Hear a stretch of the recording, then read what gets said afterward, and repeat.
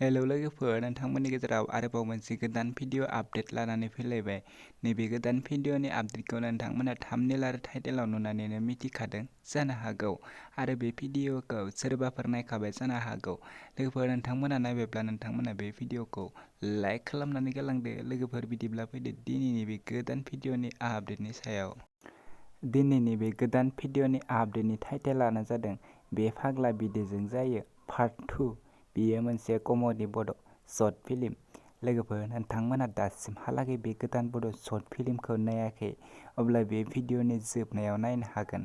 आं बिथांमोननि इउटुब चेनेलखौ लास्टआव स्क्रिनाव बुंनानै होगोन, बेनिखायनो बे भिडिअखौ जोबजासिम नायलां।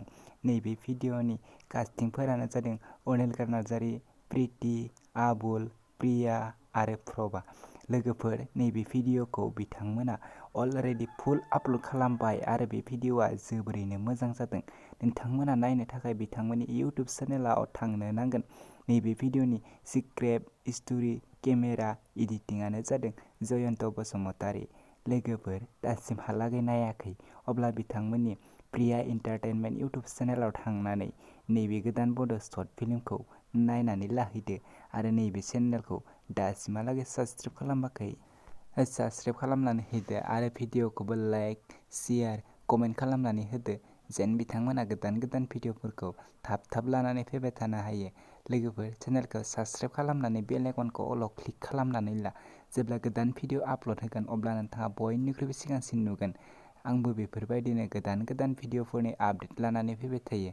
आंनि गोदान गोदान भिडिअनि फुल आपडेटखौ बयनिख्रुइबो सिगांसिन नायनो थाखाय चेनेलखौ साबस्क्राइब खालामनानै बेल आइकनखौ अलाव क्लिक खालामनानै ला। जेब्ला आं गोदान भिडिअनि आपल'ड होगोन अब्ला नोंथाङा बयनिख्रुइबो सिगांसिन नटिफिकेसन थांनाय बायदि। लोगोफोर, बिदिब्ला दिनैनि बे गोदान भिडिअनि गुसुं आपडेटआ बेखिनियानोसै। आंनि चेनेलखौबो साबस्क्राइब खालामनानै गालांदो। लोगोफोर, भिडिअखौबो लाइक, शेयार, कमेन्ट खालामनानै होदो।